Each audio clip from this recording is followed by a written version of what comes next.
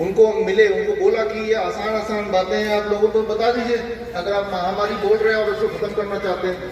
पहली बात तो कोई महामारी है ही नहीं, और जिनको सांसों की दिक्कत है वो ठीक हो सकता है। तो इसे जो मैंने अभी बताया ना, इसे मेडिकल भाषा में बोलते हैं प्रोन वेंटिलेशन। नाम जरूरी नहीं है, मैं यही बता रहा हूँ आपको, ये आप कर दीजिए। तो आप अगर मेरी जांच करना चाहें जो मैं बोल रहा हूँ सही है कि नहीं, तो पहली बात तो मेरी भी जांच कीजिए, क्योंकि मैं भी जो बोल रहा हूँ वो सच है कि नहीं। तो आप एक शब्द याद रख लीजिए, प्रोन वेंटिलेशन। ये वीडियो रिकॉर्डिंग भी कर रहे हैं, ये नाम याद भी ना रहे तो ये वीडियो देख लीजिए। किसी भी डॉक्टर से बोलिए जो भी ऑक्सीजन सिलेंडर की बात कर रहा है, वेंटिलेटर की बात कर रहा है, कि डॉक्टर साहब वेंटिलेटर की क्या जरूरत है, ऑक्सीजन सिलेंडर की क्या जरूरत है। अगर पेशेंट को हम प्रोन वेंटिलेशन लगाएं तो क्या होगा? जैसे ही वो सुनेगा प्रोन वेंटिलेशन, उसकी आंख, उसकी कान खड़े हो जाएंगे, ये प्रोन वेंटिलेशन कहाँ से आ गया, ये तो मेरा धंधा चौपट कर देगा। तो ये जो मैंने आपको पूरी प्रक्रिया बताई है, इस प्रक्रिया का नाम है प्रोन वेंटिलेशन। और ये प्रक्रिया मैं चाहता हूं कि आप तक पहुंचे, उसके लिए आज मैं आपके लिए पूरा इंतजाम करके लाया हूं। मैं 10 मिनट ही और लूंगा, और लेकिन इसमें कुछ बातें, कुछ सामान है जो मैं चाहूंगा कि आप तक पहुंचे। तो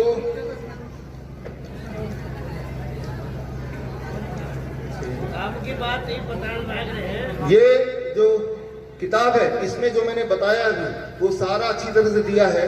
इसकी एक प्रति मैं सुमेर जी को दे रहा हूँ, और इसकी 50 प्रति और है, वो सुमेर जी को सौंप दूंगा। वो आप में से जो ग्राम पंचायत के जो सारे हैं उनको एक एक किताब दे देंगे। तो इसमें ये सारा कुछ है जितना मैंने अभी तक बताया।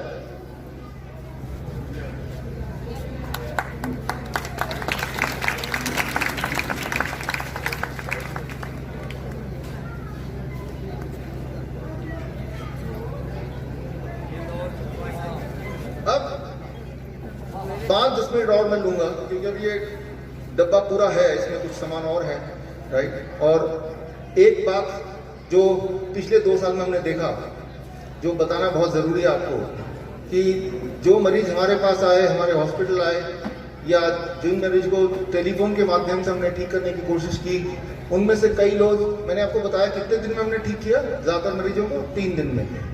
लेकिन उस वक्त के हालात ऐसे थे, टेलीविजन में इतना ज्यादा डराया जा रहा था कि 3 दिन भी उनको भारी पड़ रहा था।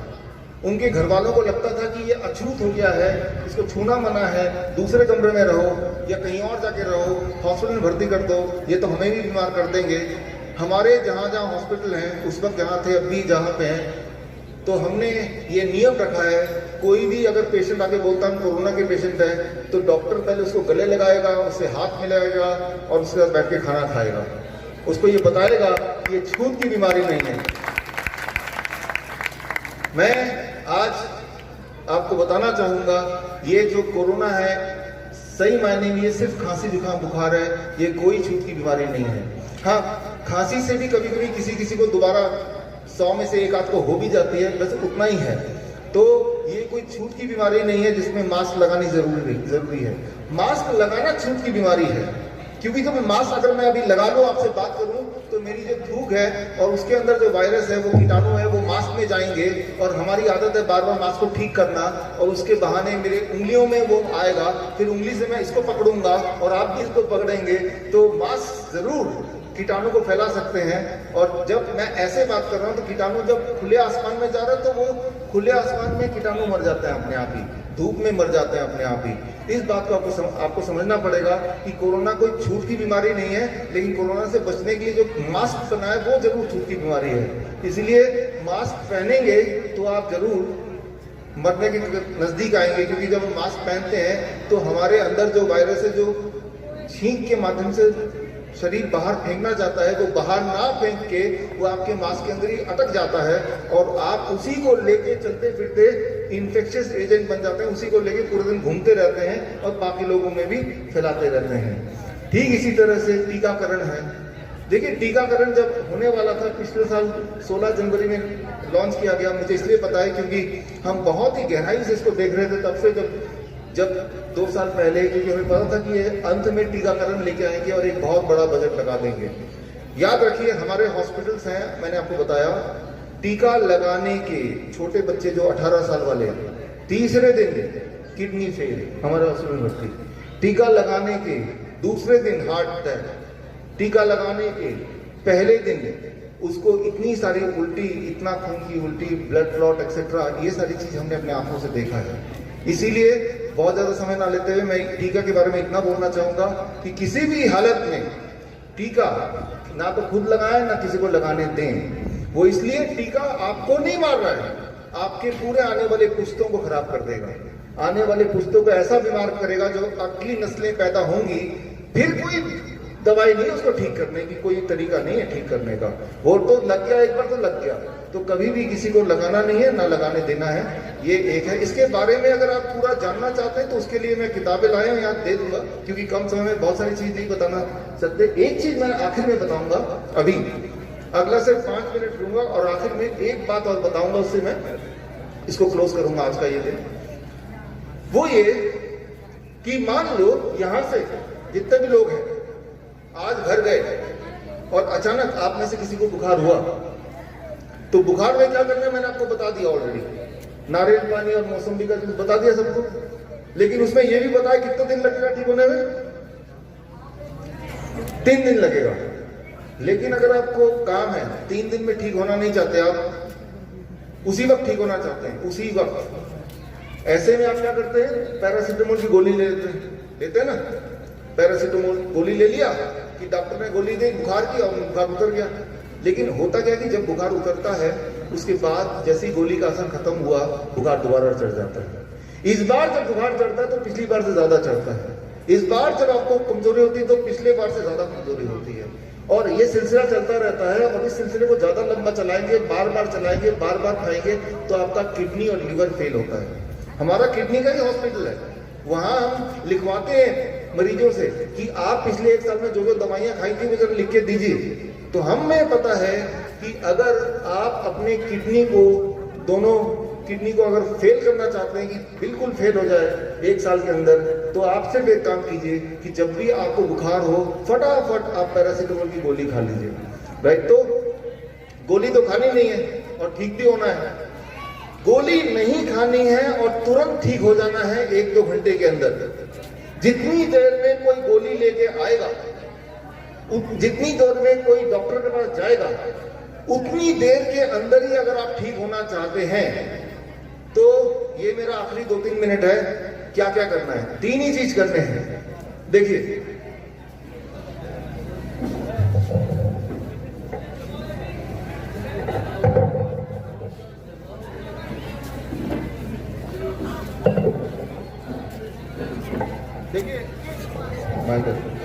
जैसे ही आपको बुखार हुआ या आपके परिवार में किसी को बुखार हुआ, तो बुखार हुआ और शरीर में कमजोरी हुई, उसी वक्त बुखार शरीर ने किया है।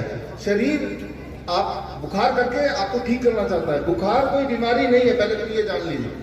तो आपको शरीर को सपोर्ट करना है। तो जैसे ही बुखार हुआ या बुखार गर्म हो गया हाथ पैर बॉडी, आप ऐसे बैठेंगे जैसे मैं बैठा हूं और एक बाल्टी ले लेंगे। बाल्टी सबके घर में है। बाल्टी में पानी भरेंगे, गर्म पानी। कितना गर्म? इतना गर्म कि उसका टेम्परेचर होना चाहिए 42 डिग्री सेल्सियस।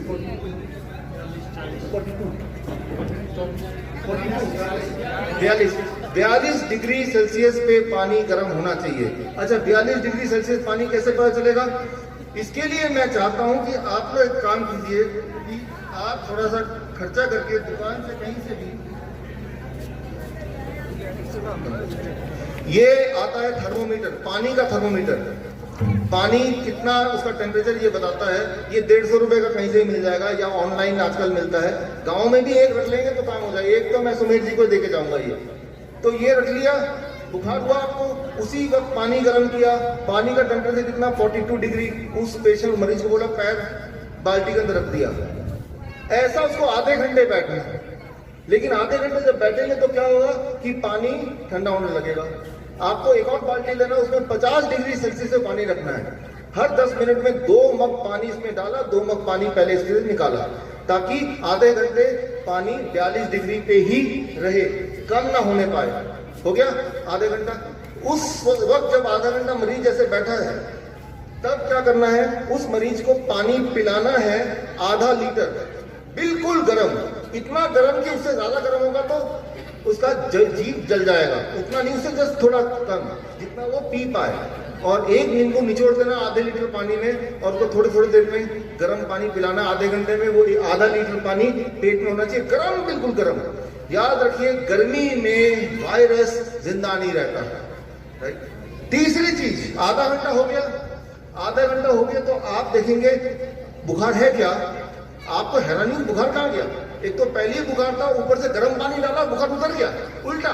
समझिए जरा, बुखार था तो हमें और गर्म करना है, बुखार में ठंडा नहीं करना है, बुखार में बुखार को और गर्म करना है। कैसे? पानी यहां तक, फिर दूसरा आपने गर्म पानी पिलाया। तीसरी और आखिरी बात, तीसरी और आखिरी बात, आपको ऐसी ये सॉस का बोतल है, कहीं से मिल जाएगा, राइट, मिल जाएगा। नहीं तो सॉस का बोतल है, राइट, इसमें चटनी वटनी रखते हैं, ऐसे दबाते हैं, ऐसा खरीद लीजिए। इसमें 200 ml पानी भर लीजिए, आधा लगभग, राइट, और उसका जो टेम्परेचर होगा वो होगा 40 डिग्री, 40 डिग्री। और उसको क्या करना है, आप सबने सुना होगा, इसे बोलते हैं जलनेती। जलनेती तो बड़ा मुश्किल है। जलनेती में एक नाक से पानी डाला, दूसरे से पानी निकाला। किसी को आता है आप में से? नहीं आता, मुझे भी नहीं आता, बहुत ही मुश्किल लगता है। मैंने कभी करने की कोशिश नहीं की, एक बार किया था तो पता नहीं अजीब सा लगा, मैंने छोड़ दिया। आसान तरीका जो छोटा बच्चा कर लेगा, और जितना आसान आपको लग रहा है उससे कई गुना आसान। आपको ऐसे पिचकारी में इस तरह का पानी भरना है 40 डिग्री पे, और उसके साथ 1 चम्मच नमक डाल देना है, नमक, याद रखिए। और आप ऐसे करके जैसे ही यहाँ दबाएंगे जादू की तरह पानी यहाँ से निकलेगा, राइट। फिर यहाँ से दबाएंगे जादू की तरह पानी दूसरे से निकलेगा, बिना मेहनत के, पहली बार में, छोटा छोटा बच्चा भी, राइट। और ऐसा करके 200 ml पानी, 100 ml इधर, 100 ml इधर, ऐसा किया। ये पूरे काम को करने में 32 मिनट लगेंगे। 30 मिनट तो बैठे थे, 2 मिनट इसका हो गया। 32 मिनट में आप उससे पूछेंगे मरीज से, आपको बुखार है, आपको बदन दर्द है, आपको खांसी है, तो ज्यादातर बोलेंगे कुछ नहीं है, ठीक हो गया। 1 घंटे बाद दोबारा से ये कर लीजिए, आधा घंटा और, तो कुल मिला कितना हो गया? 2 घंटा। 2 घंटे के अंदर देखेंगे पूरी तरह आप ठीक हो गए, और दोबारा आपको बुखार चढ़ा भी नहीं। तो ये एक बड़ी तेज तरीका है।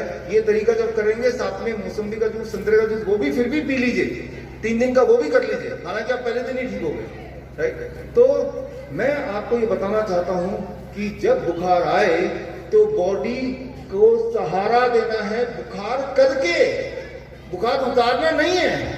बुखार और बढ़ाएंगे तो बुखार अपने आप उतर जाएगा, बुखार घटाएंगे तो बुखार और बढ़ जाएगा, राइट। तो अगर इतना आप समझ लेंगे बॉडी किस तरह से काम करती है, आपका शरीर किस तरह से काम करता है, कम से कम कभी आपको खांसी जुकाम बुखार से डरने लगेगा। एक आखिरी बात आप लोगों के लिए, जो छोटे बच्चों को लेके आए हैं, महिलाओं के लिए, कई बार ऐसा होता है कि खांसी, कई बार ऐसा होता है बुखार उतर गया, जुकाम भी चला गया, खांसी है, खूब खांसी हो रही है, लगातार खांसी हो रही है, लगातार जब खांसी होती है, रुकती ही नहीं खांसी, तो एक आखिरी काम कर लीजिए, 2 मिनट लगेंगे, 4 मिनट लगेंगे।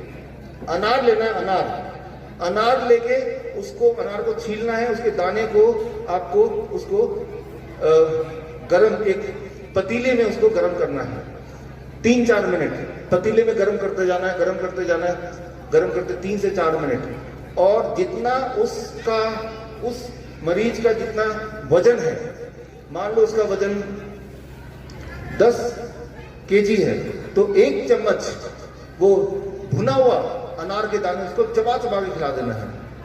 अगर वो 20 kg उसका वजन है, यानी कि 2 चम्मच भुना हुआ अनार के दाने चबा चबा के खा लेगा, जादू की तरह खाते ही उसका जो खांसी आ रही थी वो गायब हो जाएगी। तो जो मैंने, धन्यवाद। तो जो मैंने अभी तक बताया, ये कर लेंगे तो आपको ना तो डर लगेगा, ना कोई चिंता होगी। यही है इलाज।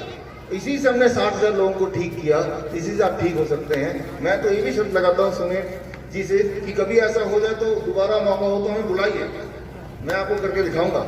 मैं आपके एक आवाज पे यहाँ आने को तैयार हूँ। ये तो भी एक दूसरा एक और टॉपिक है जिसके लिए अभी समय नहीं है, लेकिन मैं बोल देता हूँ, एक दिन और हम ले लेंगे। खांसी जुकाम बुखार जिसको कोरोना से आपको डराया जा रहा है, उसका मैंने असलियत आपको बता दी आज।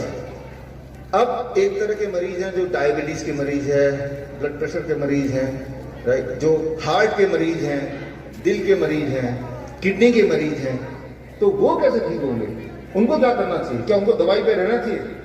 तो जिंदगी भर रहना जरूरी है? उनको जिंदगी भर दवाई पे रहना जरूरी नहीं है। क्या उनको जिंदगी भर बीमार रहना जरूरी है? उनको जिंदगी भर बीमार रहना भी जरूरी नहीं है। वो ठीक कैसे हो सकते हैं? वो कैसे ठीक हो सकते हैं? मैं 2 लाइन में बोलूंगा, ये आपके लिए, इसे होमवर्क का हिंदी क्या है? इसका हिंदी बताओ ना। हाँ, ये गृह कार्य मैं आपको देके जा रहा हूं, और अगली बार जब मैं आऊंगा तो पूछूंगा कितने लोग डायबिटीज से मुक्त हुए, कितने लोग बीपी की गोली छोड़ पाए, कितने लोग दिल की गोली छोड़ पाए, ये मैं आपको पूछूंगा। तो करना क्या होगा, वो अगले 2 मिनट बोल के मैं समाप्त करूंगा आज का ये वक्तव्य।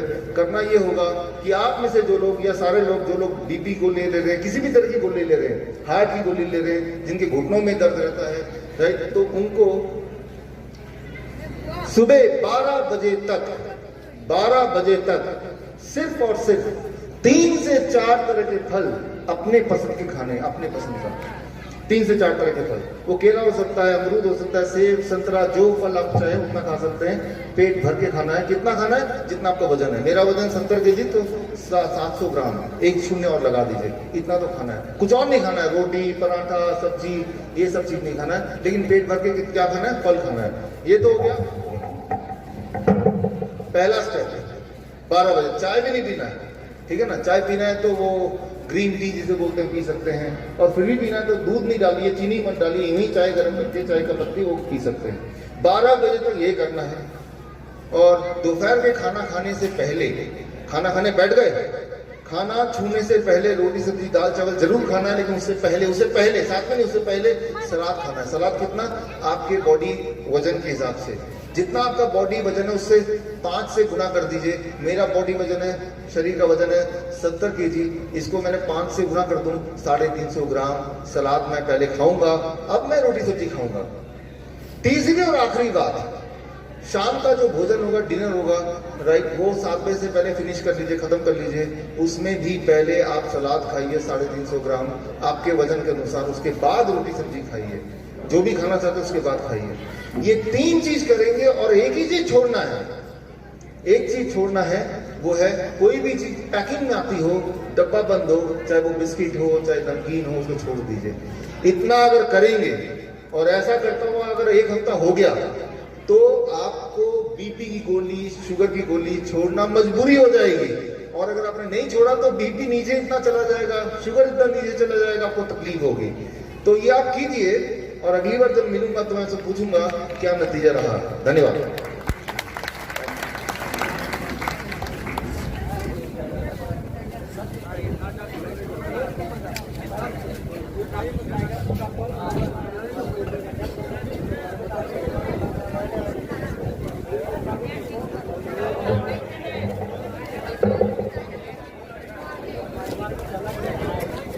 डॉक्टर मिशो स्वरूप राय जी चौधरी ने बहुत ही अच्छी बात बताई है, जो जीवन जीने की है। हमें इनको सुनना चाहिए और थोड़ा सा समय भी दें। इनकी बातें काफी असरकारक हैं, कारगर हैं, जो जीवन के लिए उपयोगी रहेंगी। अगले वक्ता का नाम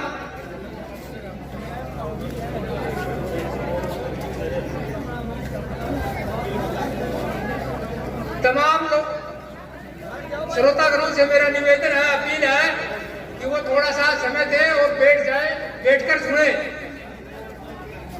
अगले वक्ता को मैं बुलाऊं उससे पहले आप पांडाल में आए, जो दाएं बाएं खड़े हैं, इधर उधर हैं, और थोड़ी सी बातें, बहुत गहरी बातें हैं, इनको सुनना चाहिए, हमारी जिम्मेवारी बनती है। इन्हीं बातों से मैं आपसे फिर से अपील है कि आप दोबारा से एक बार बैठ जाएं। बहुत अच्छी बातें, विद्वत लोग यहाँ मौजूद है और वो आए हैं और अपनी बात रखेंगे। अगले वक्ता हमारे साहिल गोयल, एडवोकेट सुप्रीम कोर्ट, जो बहुत सी बातें आपके सामने रखेंगे, वो आए और अपना संबोधन दें।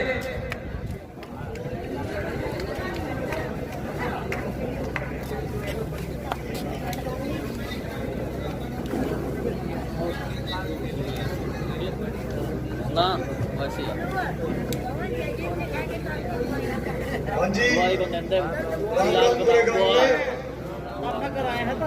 और मेरे बड़े बुजुर्ग जो माताएं और बड़े बुजुर्ग हैं उनको नमन, और छोटे भाइयों ने राम राम। देखो, आज हमारे देश के अंदर क्या हो रहा है, लगातार हमारे गांव को बर्बाद करने की कोशिश कर रहे हैं लोग। कुछ महसूस कर रहे होंगे आप लोग पिछले 2 साल से क्या हो रहा है। लगातार 2 साल से आपके मुंह पे पट्टा लगाने की कोशिश कर रहे हैं। क्यों भाई? बच्चे एक बार बैठ जाओ, जरा सुन लो, सारे काम की बात है। सारे जो आसपास बैठे हो बैठ जाओ, तुम सारे काम की बात है। और अपना गांव बचेगा तो अपना देश बचेगा। जब गांव नहीं बचा अपना तो अपने देश को बचाने वाला कोई नहीं है। जो आप सोचते हो शहर वाले बचा लेंगे सारे गांव ने, तो नहीं बचा पाएंगे। अपन शुरू करते हैं, थोड़ी सी कल वाली घटना बात कर लेते हैं, जो ताजा घटना हुई है। हम दिल्ली में बैठे थे 17 तारीख दोपहर 2 बजे से। दिल्ली में आपको पता होगा किसका शासन है इस समय पे? केजरीवाल का है। तो यह आम आदमी पार्टी का जो नुमाइंदा है केजरीवाल, उसका शासन है। वहां हम गए हुए थे उसको ज्ञापन देने के लिए, और ज्ञापन में मुख्य बातों में से एक ये थी कि भाई तुम जनता के मुंह पे ये पट्टा क्यों लगा रहे हो, जनता की आवाज क्यों दबा रहे हो। लगातार जनता से जो है एक प्रकार से चंदा वसूल रहे हो। सबसे पहले तो मैं दत्ता गांव के अपने भाइयों को बधाई देना चाहूंगा इस चीज के लिए कि यहाँ पे जिस प्रकार से गैर संवैधानिक नीतियों का विरोध किया गया हमारे डाटा गांव के अंदर, और ये पूरे राष्ट्र के अंदर एक बहुत बड़ी मिसाल है। इसके लिए तालियां होनी चाहिए। आप लोगों ने जो संघर्ष किया है, आप लोगों ने जो मिसाल कायम करी है, ये पूरे राष्ट्र के अंदर एक बहुत बड़ा एग्जाम्पल बना है कि गांव जब इकट्ठा हो जाता है तो फिर किसी प्रशासन वाले की कोई हिम्मत नहीं है कि वो आके तुम्हारे पे कोई धक्का कर सके। तो कानून की अगर हम बात करें तो धक्का जो होता है ना किसी भी प्रकार का, वो गलत होता है। इसके लिए हमारे को बहुत लंबी चौड़ी कानून की बातें जानने की जरूरत नहीं है। हमें सिंपल ये पता होना चाहिए, सीधी सीधी बात, कि हमने धक्का नहीं बर्दाश्त करना, चाहे धक्का किसी भी तरीके से हो। ये तो मानते हो धक्का किसी भी आदमी के ऊपर कोई भी करता है वो गैर कानूनी होता है। इससे ज्यादा समझाने की कोई, ज्यादा समझने की बातें नहीं है। आपको किसी का दबाव नहीं सहन करना होता।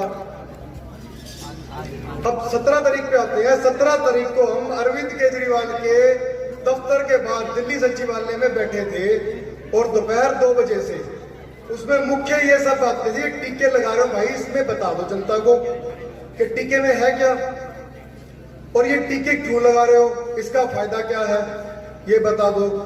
ये मुंह पे जो छींके लगा रहे हो, ये छींके क्यों लगा रहे हो मुंह पे, इनके फायदे क्या हैं, और जब फायदा नहीं है तो क्यों लगा रहे हो। साथ साथ जो जनता से चंदा वसूल रहे हो, मैं स्पष्ट कहना चाहूंगा कि चंदा ले रहे हैं आपसे, ये कोई चालान नहीं है, ये चंदे की रसीद है।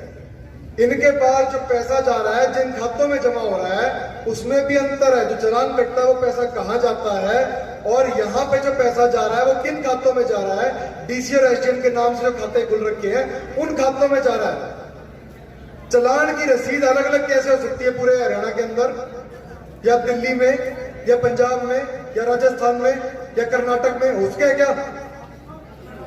सब जगह पे अलग अलग रंग की रसीदें छाप रखी हैं। फिर आपको दबाव देते हैं, वहां पे कानूनी कार्रवाई कर देंगे, जो कि कानूनी कार्रवाई बढ़ती नहीं है, यानी कि आपको दबाव दे रहे हैं।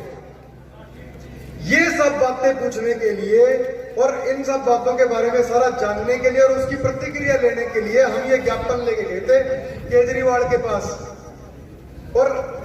ये भी पता होगा कि दिल्ली की पुलिस किसके कंट्रोल में है। दिल्ली की पुलिस जो है वो केंद्र के अंदर आती है। रात दिन आपने सुना होगा कि अरविंद केजरीवाल बार बार ये बात कहता है कि भाई दिल्ली की पुलिस मेरी बात नहीं सुनती और केंद्र जो है ये दिल्ली की पुलिस मेरे हाथ के अंदर दे देगी ताकि मैं इसका उपयोग कर सकूं और मेरे खिलाफ उपयोग ना किया जा सके इसका। कहता है अब हम 2 दिन से वहां बैठे रहे, हमारे से ज्ञापन लेने कोई नहीं आ रहा। 24 घंटे बीतने के बाद एक पुलिस इंस्पेक्टर आता है, वो कहता जी ज्ञापन दिलवा देंगे।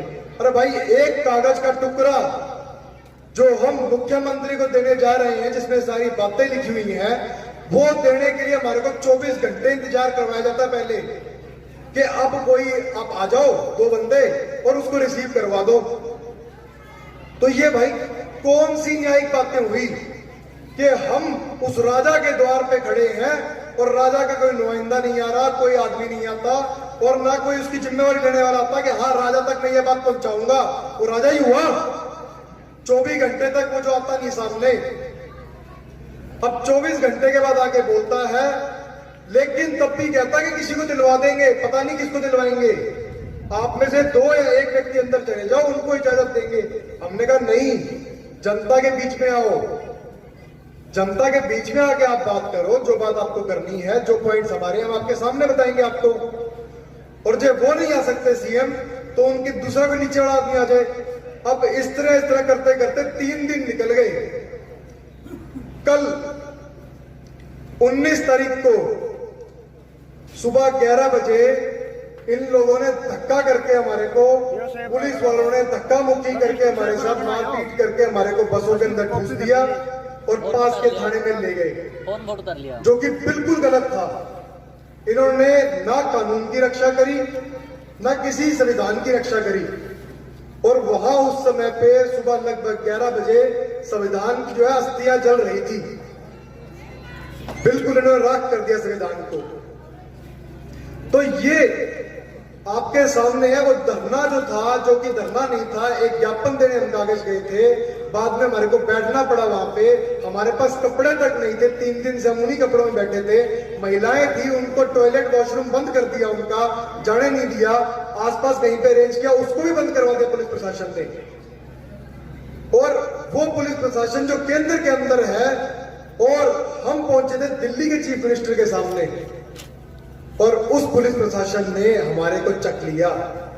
और एक तरफ वहां पंजाब में सरकार इनके खिलाफ लड़ रही है आपस में, ध्यान से सोचो इस बात को, वहां वही सरकारें आपस में लड़ रही हैं एक दूसरे के साथ, और दूसरी जगह उसी पुलिस बल का प्रयोग करके हमारे को वहां से उठवाया जाता है। क्यों?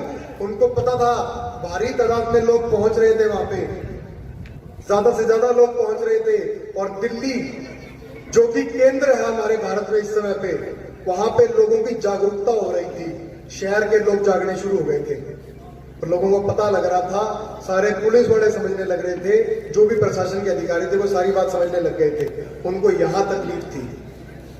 ये सारा का सारा पूरा सिस्टम जो है आपस में इकट्ठा है, दिखाने के लिए आपको 4, 5, 10 पार्टियां, लेकिन अंदर काम उसी एक कहने वाले का।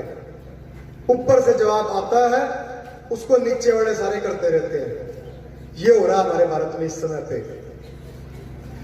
तो सारे संवैधानिक अधिकार छीन लिए, मेरे साथ जो है मारपीट भी की उन्होंने थोड़ी बहुत, घेराबंदी करके, क्यों उनको पता था ये ज्यादा सामने आ चुके हैं इस समय पे, और ये बातों को लोगों को जागरूक कर रहे हैं, सब जगह पहुंच रहे हैं। इस पे ज्यादा समय न वेस्ट करते हुए, तो ये जो आपको दिखा के वहां पे वो एक दूसरे को अलग दिखा रहे हैं और यहाँ पे एक दूसरे की मदद कर रहे हैं।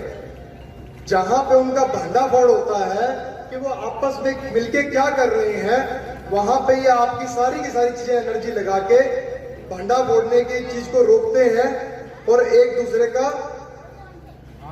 साथ देते हैं। अब हम आते हैं कि ये जो टीके लगाए जा रहे हैं, ये टीके सिर्फ और सिर्फ आपकी सेहत नहीं खराब कर रहे। सेहत खराब क्यों कर रहे हैं ये भी आप सोच रहे हो, मैं बोल रहा हूं सेहत खराब कर रहे हैं। तो भाई कंपनी अपनी फैक्ट शीट के अंदर जिन कंपनियों के टीके हैं वो अपनी फैक्ट शीट के अंदर लिख के दे रही हैं, 25 से ऊपर जो साइड इफेक्ट है वो कंपनियां लिख के दे रही हैं कि भाई इनसे ये चीज हो सकती है। क्या आपको बता रहे हैं वो? जिन जिन लोगों को लगाए जा रहे हैं, क्या बता रहे हैं? मैं समझता हूं नहीं बता रहे। रोज 10-10 फोन, 20-20 फोन आते हैं पुलिस अफसरों के भी, वो भी कहते हैं भाई साहब हमारे साथ धक्का हो रहा है, वो भी समझ रहे हैं सारे षड्यंत्र को। तो पुलिस के तंत्र का भी इस्तेमाल किया जा रहा है। तो ये जो टीके लगा रहे हैं आपकी सेहत का तो नुकसान कर ही रहे हैं, साथ साथ आपका धर्म भी भ्रष्ट कर रहे हैं। कैसे? इसमें कंपनी खुद लिख के दे रही है, सरकारों ने अपने खुद के आरटीआई के अंदर लिख के दिया कि इसके अंदर न्यूबॉर्न काफ सीरम है, यानी गर्भवती गऊ के बछड़े को मार के जो सीरम निकालते हैं उसके हृदय में से, उसका इस्तेमाल कर रहे हैं ये लोग, उसका इस्तेमाल कर रहे हैं ये लोग। और दूसरी जगह आपको धर्म के नाम पे कहते हैं पार्टी को वोट दे दो, तो कहां बचा आपका धर्म बताओ? और लगातार आप ये देख रहे हो कि आपके सारे कानून जो है छीन रहे हैं आपसे। पिछले लगभग 2 साल से डिजास्टर मैनेजमेंट एक्ट लगा रखा है इन्होंने, यानी आपदा प्रबंधन का नियम क्यों लगा रखा है? आपकी सारी ताकतें लेने के लिए हमारी पंचायतें तक जो है 1 साल से बंद पड़ी हैं। क्यों नहीं हो रहे पंचायतों के इलेक्शन? हमारी पंचायतों को उनको पता है कि हरियाणा की पंचायतों में ये ताकत है कि ये इकट्ठे हो गए तो ये बदमाश कुछ नहीं कर पाएंगे, इसलिए पंचायतों के सारे अधिकार छीन रखे हैं और पंचायतों को जो है सुस्त करके बैठा दिया बिल्कुल। और सारी की सारी ताकतें जो है वीडियो के पास, आपको पता होगा इस बात के बारे में, पता है आपको? तो ये एजेंडे जो है, ये सारी जो गेम चल रही है, ये बहुत ही बड़ी गेम है। ये टीका जो है ये एक ही चीज है, इसमें से बहुत बड़े बड़े हथियार हैं इनके पास, हमें बहुत बड़ी लड़ाई लड़नी है। और टीका और ये मुंह का छीका ये छोटी छोटी चीजें हैं, हाँ, लेकिन है बड़ी गंभीर। ये आपके मुंह पे जो छीका लगा रहे हैं, इसका आपके मनोवैज्ञानिक स्तर पे क्या असर पड़ रहा है आपने कभी नहीं सोचा होगा। जो एक गुलाम होता है, राजा के सामने गुलाम को बोलने की इजाजत नहीं होती है, तो अगर सारे बोलने लगेंगे तो राजा कैसे रहेगा? तो राजा क्या करेगा? सबके मुंह बंद कर देगा। वही कर रहे हैं आपके साथ, आपको कह रहे हैं मुंह बंद कर लो, उससे आपको जो है सेहत को नुकसान होगा, वो तो होगा ही, वो तो इन्होंने कई बार बता दिया, डॉक्टर BRC ने भी आपको बताई ये बातें। लेकिन मनोवैज्ञानिक स्तर पे आपकी फिजियोलॉजी चेंज हो रही है, यानी कि आपकी शारीरिक जो बनावट है वो चेंज हो रही है। लोग जो आपको जिस प्रकार से देखते हैं उसमें भी फर्क आ रहा है। तो आपकी फिजियोलॉजी चेंज होने से आपकी साइकोलॉजी, यानी कि आपकी मानसिक तौर पे आप में बदलाव आ रहा है। हो क्या रहा है? जब आप मुंह पे लगाएंगे उसको, तो लगातार लगाने की वजह से आपका दिमाग ट्रेन हो जाएगा कि आपने बोलना कम है। धीरे धीरे धीरे धीरे आपको आदत पड़ जाएगी, क्योंकि दिक्कत आएगी बोलने में, दिक्कत आएगी तो कम बोलोगे, कम बोलोगे धीरे धीरे आदत पड़ जाएगी, भाई बोलना ही नहीं है। फिर क्या होगा? अब इन्होंने जो लगाया वो कान भी आपके यहाँ पे कानों को तनियां लगती हैं, देखी होगी, वो जो मुंह पे लगाने को कहते हैं, उस पे आपके कानों पे वो तनियां लगती हैं, उससे आपके कान जो है आगे की तरफ झुक जाते हैं, आगे की तरफ। उससे आपका जो मनोवैज्ञानिक स्तर पे आपको संकेत जाएगा कि आपने सुनना ज्यादा है। तो गुलाम क्या होता है? वो सुनता है, वो बोलता नहीं है।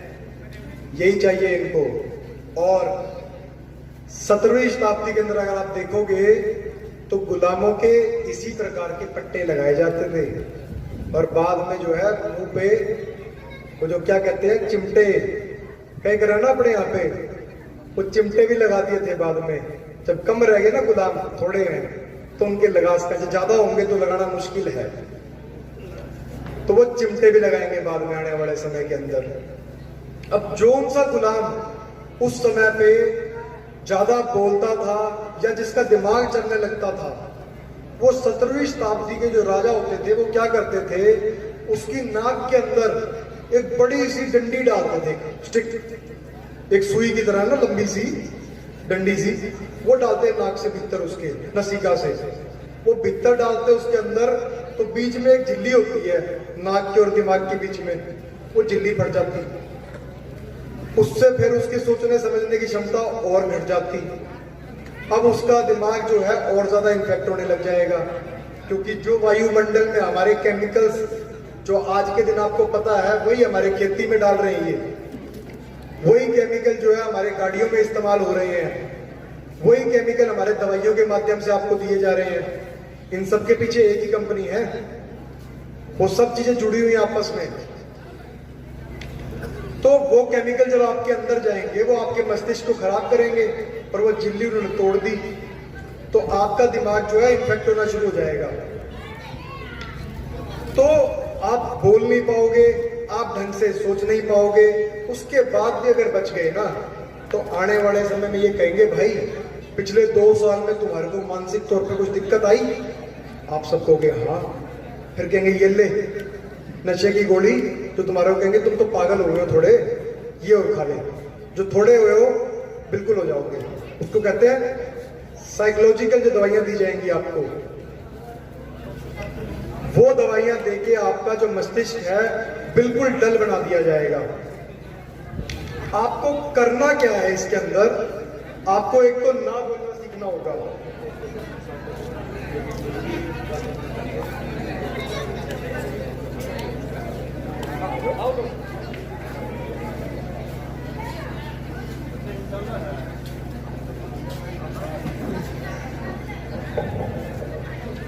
अभी जो आज मैंने यहाँ सुना, या जब मैं आ रहा था हमने अपने टीम से बात की, एक फैसला हमने भी आज लिया है, एक फैसला हमने भी आज लिया है। दाता गांव का नाम हमने आज से पहले सुना है अखबार के माध्यम से, और जो काम आपने किया, जो सोच के साथ आज आप यहाँ पे हैं कि लॉकडाउन खत्म करने का, अपना खुद का फैसला लेने का और वैक्सीन नहीं लगवाने का, स्कूल खोलने का या उसको आगे बंद नहीं करने का, ये फैसला अगर आप लेते हैं सारी पंचायत, पूरी गांव, तो मैं इस मंच के माध्यम से आपको बताना चाहूंगा कि आपके गांव में ही हम आपकी मदद से आपका ही एक हॉस्पिटल, राइट, जहां पे आपके ही बच्चों को मैं ट्रेनिंग दे दूंगा।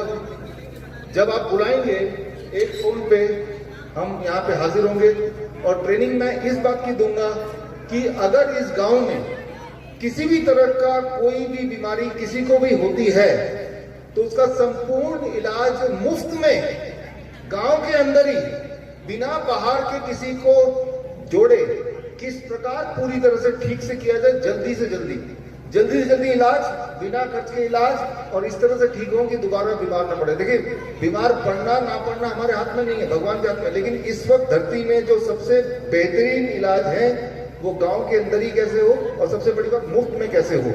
और वो इलाज करने वाले जो लोग होंगे, आपके गांव के नौजवान होंगे, उनको कौन ट्रेनिंग देगा? मैं और मेरी टीम जो कि फरीदाबाद में अलग अलग हॉस्पिटल्स में है, वो यहाँ पे आके ट्रेनिंग देगी और हम जुड़ के रहेंगे। और मैं ये विश्वास दिलाना चाहता हूँ कि जो बीमारी के नाम पे डराया जा रहा है, उस डर को यहाँ पे कभी ना आए, ये पूरी कोशिश हम करेंगे। तो अगर आपने लॉकडाउन के खिलाफ फैसला ले लिया तो हम आपके साथ हैं, तन से, मन से और धन से भी, तीनों चीजों से हर बार। और ये जो मैं बोल रहा हूं और मैं करके दिखाऊंगा, जब भी आप बुलाएंगे, आपका फोन आना और मेरा यहाँ पे चल के आना, राइट, वो ऑलमोस्ट उसी वक्त हो जाएगा, चाहे मैं दुनिया में कहीं पे भी हूँ। धन्यवाद। डॉक्टर साहब, डॉक्टर विश्वरूप राय चौधरी ने जो घोषणा की है उसके लिए हम इनका बहुत धन्यवाद करते हैं गांव की तरफ से, और आगे गांव की सहमति से जो भी फैसला होगा उससे इनसे संपर्क करके इस बात को आगे बढ़ाने का प्रयास किया जाएगा। डॉक्टर विश्वरूप राय को मतलब मसाल भेंट करें गोरखपुर से साथी फकीर चंद जी।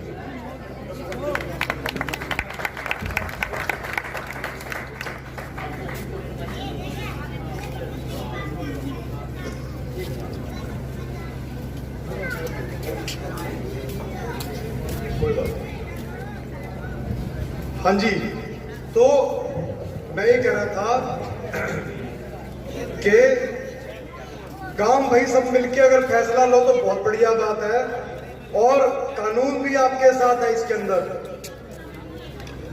आपको सारे कानूनी अधिकार हम बताएंगे, सारे आपके संवैधानिक अधिकार हम आपको बताएंगे, और आपको ये भी बताएंगे कि ये जो सड़ चुका तंत्र है इसको कैसे लड़ना है। प्रस्ताव पास होने बैठ जाओ पर। तो हम जो बात कर रहे थे कि पिछले 2 साल से इन्होंने आपदा प्रबंधन का नियम लगा रखा है। वो अधिनियम क्यों लगा रखा है? आपकी सारी ताकतें छीनने के लिए, आपको लगातार गुलाम बनाने के लिए, और एक अघोषित इमरजेंसी डिक्लेयर कर रखी है। आपको ये कह रहे हैं कि कोई आपदा है। अरे भाई, किसान आंदोलन 1 साल से ऊपर चला, वो अपने आप में एक बहुत बड़ा एविडेंस है कि कौन सी बीमारी फैल गई वहां पे, बताओ? कोई नहीं मरा।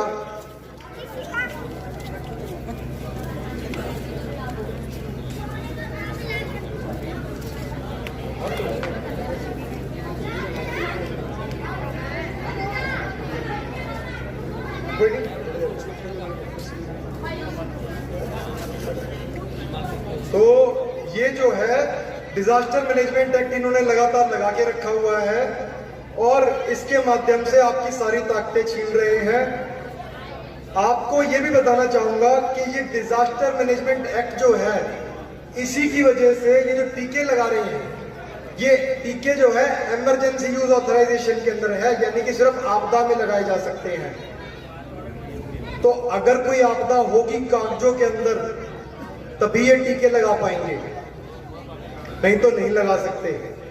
इसीलिए इन्होंने ये आपदा प्रबंधन का नियम आज तक लगा के रखा हुआ है, पर आपको सही ढंग से जानकारी नहीं दी जा रही इन बातों के बारे में।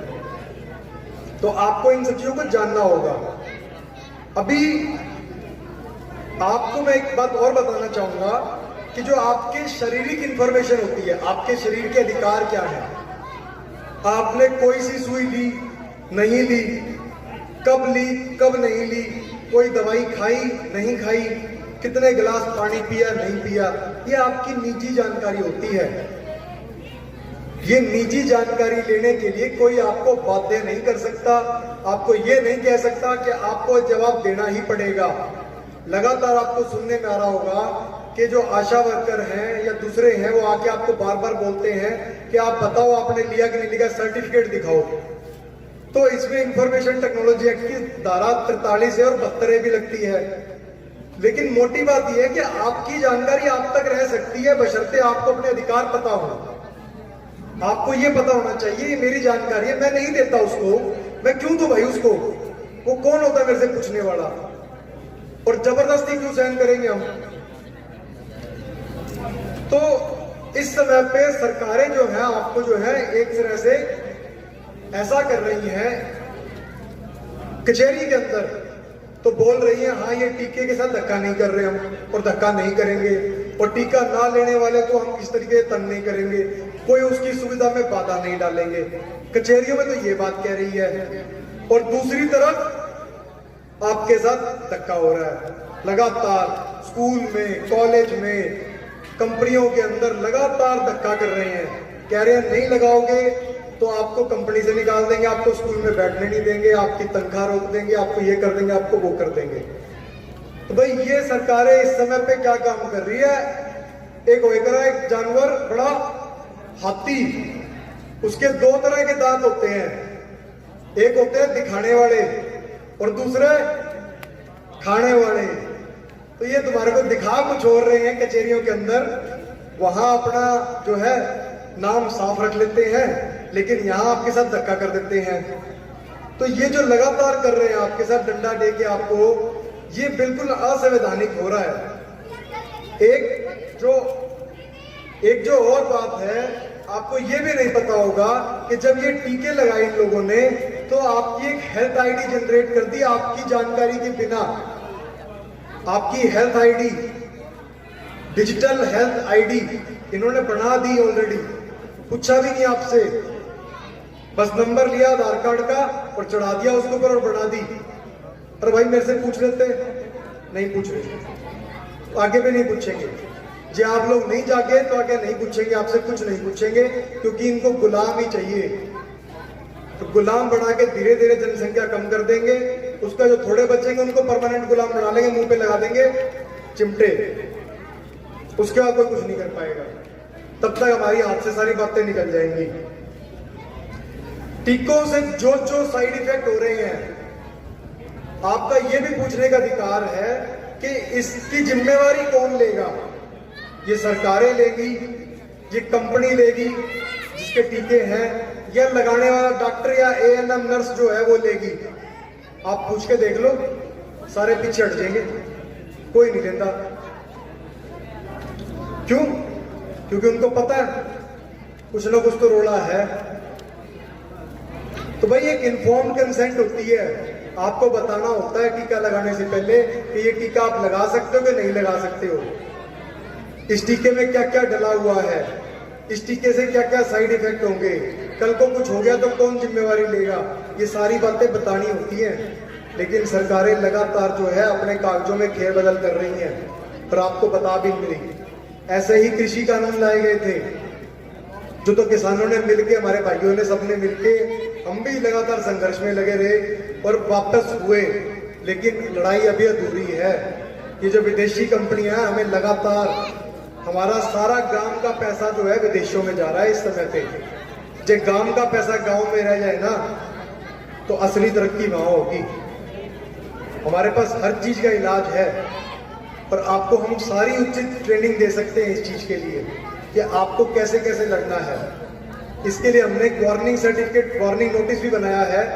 वो आप इन पुलिस वालों को या किसी अफसर को दे सकते हो, अगर वो आपको धक्का करता है टीके के लिए या सर्टिफिकेट के लिए या मुंह के छींके के लिए, आप उनको दो, उसका नाम लिखो उसके अंदर और उसको कहो कि अपनी फोटो और खिंचवा दे। क्योंकि आजकल ये मुंह पे छिक्का लगा के रखते हैं और ये पुलिस वाले अफसर मुंह पे वो छिक्का लगा के रखेंगे और नेम प्लेट उनकी आजकल गायब होती है, तो आप पहचानोगे कैसे कौन सा पुलिस वाला था। इस बात को ध्यान से सोचना कि धीरे धीरे ये जो पुलिस वाले हैं सारे मुंह पे कपड़ा लगा लेंगे, तो कोई आपसे बदमाशी करेगा तो आप कैसे शिनाख्त करोगे उसकी। शिनाख्त करने के लिए आदमी की शक्ल तो देखनी पड़ेगी, शक्ल नहीं दिखेगी तो कैसे करोगे। तो उसको जब वो नोटिस दोगे या कोई बात करोगे तो उसको कहो भाई तू अपना मुंह दिखा, थोड़ी मुंह दिखाई कर दे अपनी है। तो आपको ये सब चीजें करनी है। साथ साथ मैं आपको बताना चाहूंगा कि ये जो बीमारी चल रही है इस समय पे, ये सरकार का एक डॉक्यूमेंट है। एयर इंडिया जो सरकारी कंपनी है, ताजा ताजा बिकी है, सारी चीज बेचने लग रही है आजकल, इनको बेचने में खूब मजा आ रहा है। पहले दूसरी सरकारें कहती थी कि भाई ये मत बेचो, ये मत बेचो, ये सारी चीज करते हैं। सरकार में आने के तो वही बेचने लगे हुए हैं। तो ये सारे मिल बांट के कर रहे हैं। इस कागज में लिखा हुआ है कोई भी फ्लाइट से आएगा, कोई भी हवाई जहाज से आएगा, तो भाई आम आदमी आएगा तो उसको 14 दिन के लिए घर में बंद होना पड़ेगा। और जो दूसरा सरकारी अफसर है या तंत्र में काम करने वाला कोई है, तो भाई उसको घर में बंद होने की जरूरत नहीं है। तो भाई कैसी बीमारी है ये कि तंत्र वालों को नहीं लगती और आम आदमी हमारे गांव वालों के लग जाती है। आप पे इस्तेमाल करते हैं ये इस चीज का और बार बार आपको कहते हैं कि आप चुप हो जाओ।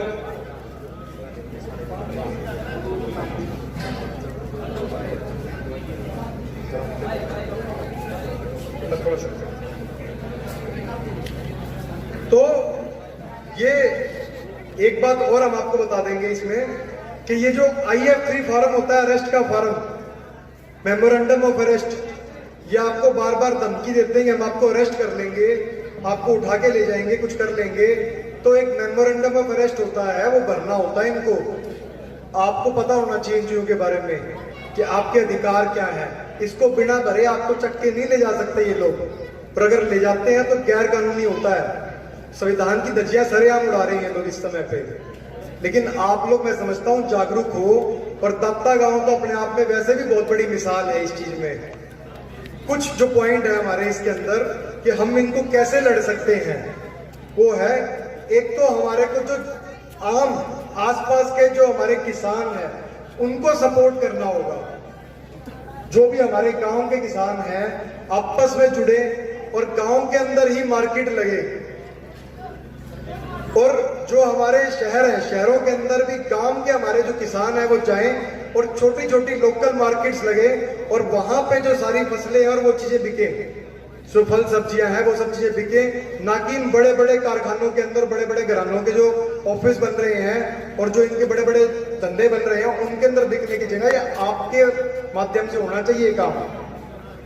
और छोटे छोटे जो धंधे हैं वो इन्होंने नष्ट कर दिए पिछले 2 साल के अंदर, क्योंकि जो 2-4 मेन घराने हैं उनको ये लोग सपोर्ट कर रहे हैं। तो आपको कोशिश करनी है कि छोटे छोटे बिजनेसेस जो हैं उनको आपने सपोर्ट करना है, यानी कि आपके आसपास के जो लोग हैं जिसको स्वदेशी कहते हैं उनको आपने सपोर्ट करना है। कैश का इस्तेमाल करना है, रुपए का इस्तेमाल करना है और डिजिटल की तरफ नहीं जाना। डिजिटल की तरफ जितना जाओगे उतना ज्यादा आपको नुकसान होगा, उतना ज्यादा आपको कंट्रोल करेंगे।